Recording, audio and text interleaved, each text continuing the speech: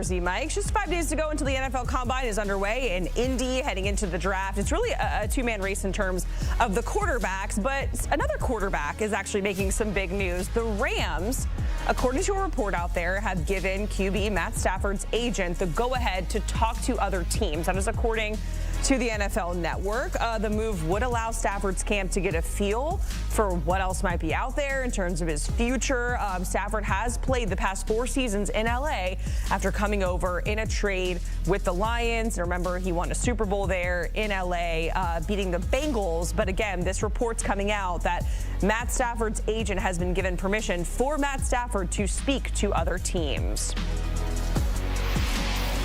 All right, right now let's welcome in Emory Hunt and Ryan Wilson. And gentlemen, we will get to the Combine in just a moment. But Ryan, I do want to start with this Matthew Stafford news that's just coming down here. We're hearing a report that his agent has been given permission for him to speak with other teams. When you're hearing this, what are some other spots that could be a fit? And do you think he's going to be playing in LA when it's all said and done come the upcoming season? Hey, Jacqueline, LA feels like the obvious choice because you're playing in that Sean McVay offense. Maybe there's some issues with Cooper Kupp's future in LA as well. Maybe that's perhaps driving some of Matthew Stafford's thinking according to the report. But in terms of other teams, this is music to their ears because this isn't last year's draft class where we had 6 of those quarterbacks go in the top 12. We're going to have 2 guys go in the top 10. And then after that, there are going to be a lot of teams that need quarterbacks. I mean, it starts at the top with the Tennessee Titans. If they got Matthew Stafford in Nashville and then were able to trade down from that pick and accumulate even more picks, they're immediately competitive in the AFC South. The Steelers need a quarterback, and this is a recurring theme in a post-Big Ben world for them. Russ Wilson was okay last year. Justin Fields was okay last year, so we'll see what they're thinking. And, of course, the New York Giants.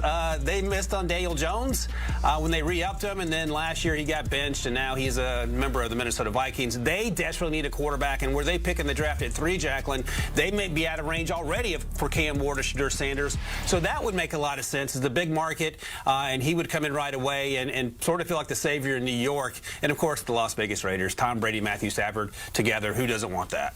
Yeah, and it's interesting, right? Because there's so many teams that are, you know, QB needy, and really there's 2 guys that we're really talking about in terms of draft prospects that are quarterbacks. So let's get back to the Combine and switch it back to that gear. Of course, there's a lot of things that we look forward to, right? Like what names are going to participate, or big names, I should say. What kind of stars are going to emerge from this? Emory, you can kick us off. What are you most looking forward to when it comes to the Combine?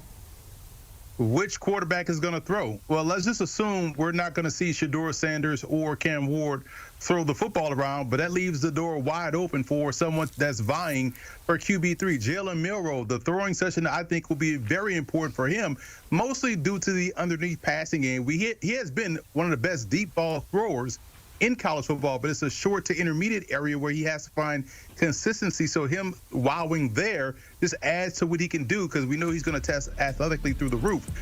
Brady Cook is someone I'm a big fan of. How well does he go out there and compete? Kyle McCord, Jackson Dart, Tyler Shuck, those guys have a huge opportunity to go out there and showcase because we're just assuming the top 2 guys won't throw. Why? Because they don't have to.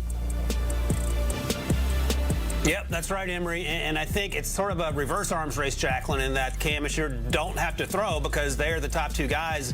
And if one isn't doing it, why would the other? And I think Emory's right about the quarterback with the most to prove who probably absolutely has to go through every drill, maybe save running the 40 time, and that's Jalen Milroe.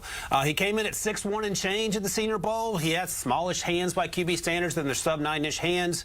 And he didn't have a great week. Didn't have a terrible week, but didn't sort of differentiate himself. When you talk to folks after that week, he was a little down on himself about how things went. He has an opportunity to turn this thing around. The draft process obviously isn't over. And the other thing to keep in mind, and we keep talking about this, last year at the Senior Bowl, Jacqueline, Michael Penix Jr. and Bo Nix had average weeks. They were off the board by pick 12. So if Jalen Milroe can come in, and like Emory talked about, and it's sort of a weird thing to say, if he can show he can complete the short passes, because we know he can throw the ball 900 miles, but complete the short stuff, play with consistency, and it'll be a true test because he hasn't thrown to a lot of these guys, and then do well in the interviews, he'll be right back in the mix as a day 2 possibility, but he's going to have to do some heavy lifting next week for sure. I don't know if I'm just, always thinking Gators, but I'm getting like flashbacks of Anthony Richardson vibes when we're talking about this, Ryan. Let's go to the wideouts because, of course, there are some big names.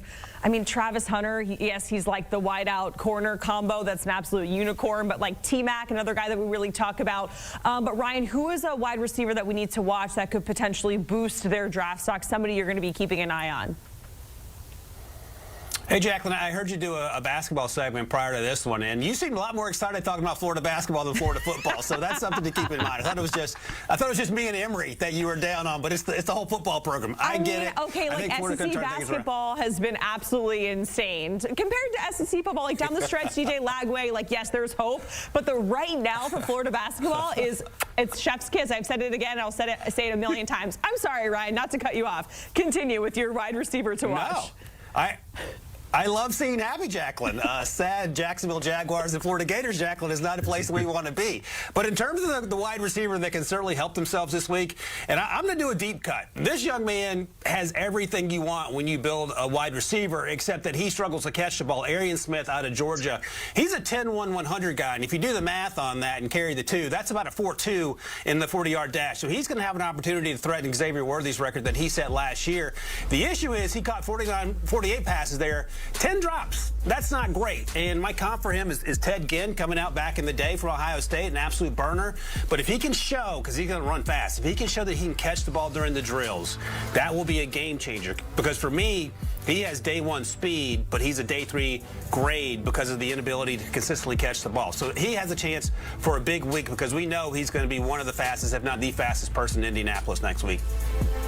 I love that Ted Ginn comp, Ryan, because it depends on which Ted Ginn you're going to get. You're going to get Dolphins Ted Ginn? That's not what you want. Or you're going to get New Orleans Saints Ted Ginn? That's the one you want. So he has to have a good week. I'm with you right there. I like Kobe Hudson out of UCF. He was at the Hula Bowl and down there that week, watching him go through the routes and watching him catch the football with quarterbacks that have consistency.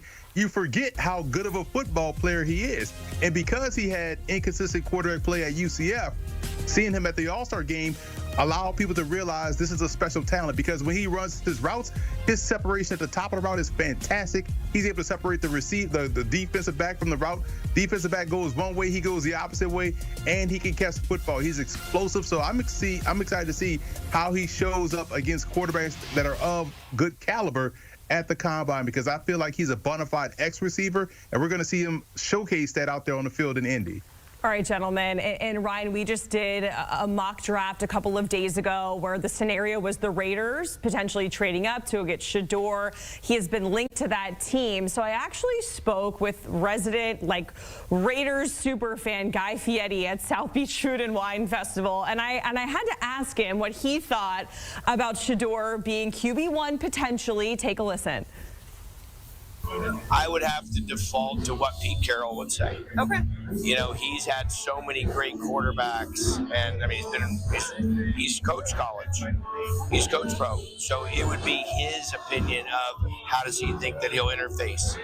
I personally think a little veteranish, a little bit of a veteran player might be a little bit more of a leadership position for a team that's kind of been, I won't say we've had our ups and our downs, but we haven't been consistent. And I think that for a player like that, he goes into a team that has a little bit more structure, then he can kind of get his feet underneath them. I think when you got a lot of